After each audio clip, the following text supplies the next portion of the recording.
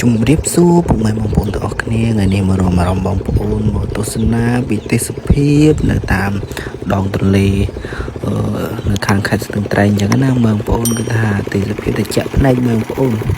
ធម្មជាតិខៀវស្ងាត់តែម្ដងបងប្អូនអើយខ្ញុំជិះកាត់គឺថាម្ដងមានអារម្មណ៍ស្រស់ស្រាយមែនតើពុកម៉ែបងប្អូនបាទគឺថាទឹកដល់ថ្លាឆ្វង់តែម្ដងបងប្អូនបាទគឺស្រស់ស្រាយមែនតើពុកម៉ែបងប្អូននេះគឺជាសកម្មភាពផ្ទះ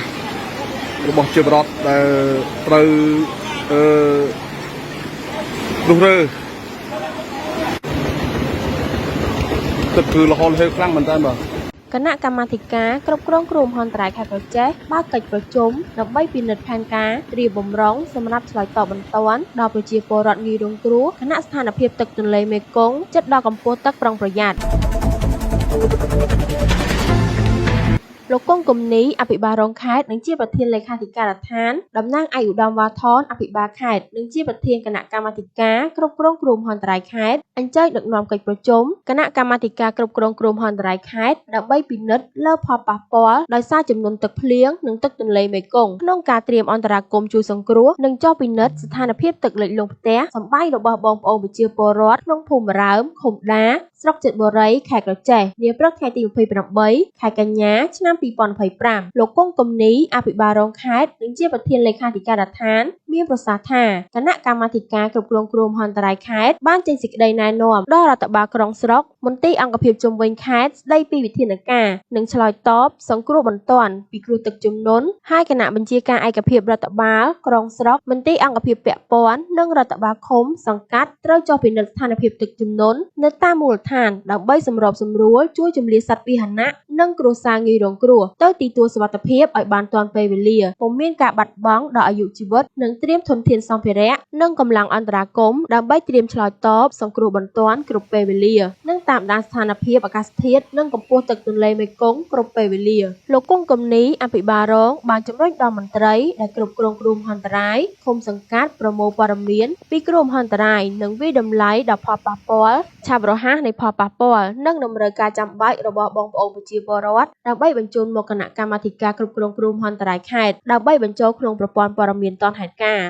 និងអង្កេតតាមស្ថានភាពគ្រោះមហន្តរាយឲ្យបានទាន់ពេលវេលាចំណែកអាជ្ញាធរមូលដ្ឋានត្រូវបង្កើនការផ្សព្វផ្សាយពីប្រការគួរយល់ដឹងប្រការគួរធ្វើដល់ពលរដ្ឋជាពិសេសក្រុមងាយរងគ្រោះមានជាអាចស្ត្រីមានផ្ទៃពោះចាស់ជរាជនពិការភាពអ្នកមានជំងឺរ៉ាំរ៉ៃនិងកុមារតូចៗបន្ទាប់ពីកិច្ចប្រជុំបានបញ្ចប់លោកកុងគំនីអភិបាលរងខេត្តបានដឹកនាំក្រុមការងារចុះពិនិត្យស្ថានភាពលិចលង់និងការរស់នៅរបស់បងប្អូនប្រជាពលរដ្ឋនៅភូមិរើមនិងភូមិតាងួនឃុំដាស្រុកចិត្តបុរីជាក់ស្ដែងដល់ឃើញថាពុំមានគ្រួសារណាមួយជម្លៀសទៅទីទួលសុវត្ថិភាពទេគួរបញ្ជាក់ដែរថាដោយផ្អែកតាមការព្យាករណ៍កម្ពស់ទឹកក្រសួងធនធានទឹកនិងឧតុនិយមនៅថ្ងៃទី29ខែកញ្ញាឆ្នាំ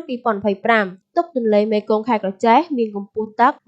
21.61 ម៉ែត្រនិងកម្ពស់ទឹកត្រូវប្រុងប្រយ័ត្ន 22 ម៉ែត្រហើយស្ថានភាពកម្ពស់ទឹកទន្លេមេគង្គនឹងស្រកទៅវិញនៅថ្ងៃទី30ខែកញ្ញាឆ្នាំ2025អាចបង្កឲ្យកើតមានឡើងនៅចំនួនទឹកភ្លៀងនិងចំនួនទន្លេមេគង្គក៏ពេលវេលាពិសេសតំបន់ដែលស្ថិតនៅអនសងខាងទន្លេមេគង្គក្នុងមូលដ្ឋានខេត្តប្រជែកក្នុងនេះគណៈកម្មាធិការគ្រប់គ្រងគ្រោះមហន្តរាយខេត្តសូមធ្វើការណែនាំដល់មន្ទីរពាក់ព័ន្ធអាជ្ញាធរមូលដ្ឋាននិងប្រជាពលរដ្ឋដោយខាងក្រោមរដ្ឋបាលក្រុងស្រុកមន្ទីរអង្គភាពជំនួយខេត្តនិងកងកម្លាំងទាំង3ប្រភេទត្រូវត្រួតពិនិត្យធនធានសម្ភារៈនិងកម្លាំងអន្តរាគមន៍បន្ទាន់ដើម្បីត្រៀមលក្ខណៈឆ្លើយតបនិងសង្គ្រោះបន្ទាន់គ្រោះទឹកជំនន់រដ្ឋបាលក្រុងស្រុកត្រូវណែនាំដល់អាជ្ញាធរឃុំសង្កាត់ភូមិដើម្បីរៀបចំនិងសម្អាតទីទួលសាធារណៈនិងទីទួលសុវត្ថិភាពដែលមានស្រាប់សម្រាប់ត្រៀមជំនាញប្រជាពលរដ្ឋរដ្ឋបាលក្រុងស្រុកត្រូវតាមដានព័ត៌មានអាកាសធាតុនិងកម្ពស់ទឹកទន្លេមេគង្គដែលព្យាករណ៍ដោយក្រសួងស្ថាប័នជំនាញនិងផ្សព្វផ្សាយបន្តឲ្យដល់ប្រជាពលរដ្ឋពិសេសជនងាយរងគ្រោះនិងគ្រួសារងាយរងហានិភ័យរដ្ឋបាលក្រុងស្រុកត្រូវណែនាំដល់ឃុំសង្កាត់និងភូមិ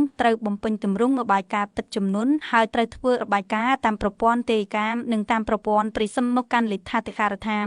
នៃគណៈកម្មាធិការគ្រប់គ្រងគ្រោះមហន្តរាយខេត្តចុតជាប្រចាំមន្ទីរជំនាញទឹកនិងឧតុនិយមខេត្តសហការជាមួយមន្ត្រីជំនាញពាក់ព័ន្ធបន្តកត់ត្រានិងផ្តល់ព័ត៌មានបច្ចុប្បន្នភាពស្តីពីស្ថានភាពអាកាសធាតុនិងកម្ពស់ទឹកទន្លេមេគង្គរៀងរាល់ថ្ងៃមកកាន់គោឃុំខបមន្ទីរអប់រំយុវជននិងកីឡាខេត្តត្រូវណែនាំគ្រប់សាលារៀនឲ្យណែនាំបន្តដល់សិស្សនិស្សិតនិងអាណាព្យាបាលត្រូវយកចិត្តទុកដាក់ខ្ពស់ដល់សុវត្ថិភាពការធ្វើដំណើររបស់សិស្សនៅតំបន់ទឹកជំនន់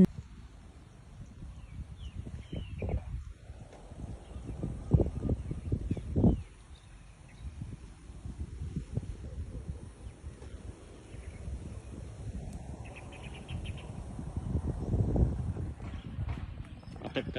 ទន្លេមេគង្គថ្ងៃនេះនៅនឹងល្អណាស់បាទពេលល្ងាចនេះគឺអត់ឡើងអត់ចុះទេគឺនៅនឹងល្អធម្មតាទឹកតាមនឹងយើងធម្មតាបាទឡើងហួសមុនថ្ងៃមុនបន្តិចហើយនេះរៀបភ្លៀងទៀតហើយលើថានៅទទួលខ្ជុះមកទៀតហើយអញ្ចឹង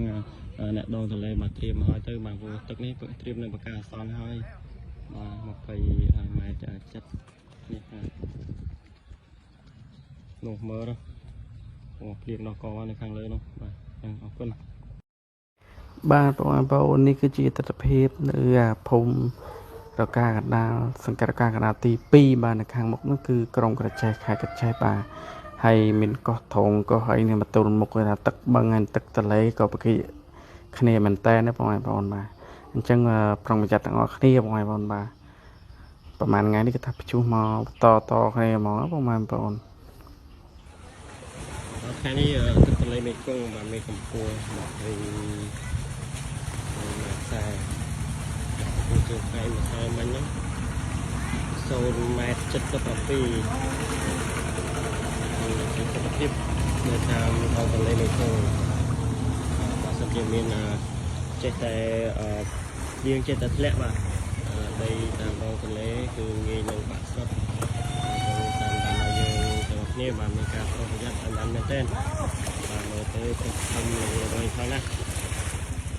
ចិត្តនឹងការប្រកាសអសន្នហើយសូមអរគុណនៅព្រឹកនេះទឹកទន្លេមេគង្គក្រចេះបាទមានកម្ពស់21ម៉ែត្រ61បាទឡើងតែ0.21ទេបាទពីទឹកបន្តិចទឹករៀងអត់ថមថយកម្លាំងតិចហើយបាទអញ្ចឹងប្រហែលជាមិនអល់កម្រិតប្រកាសអសន្នទេបាទអញ្ចឹងយើងនឹងរងចាំមើលតាមដានស្អែកបន្តទៀតបាទអញ្ចឹងសូមធ្វើវីដេអូតែប៉ុណ្ណេះទេបាទ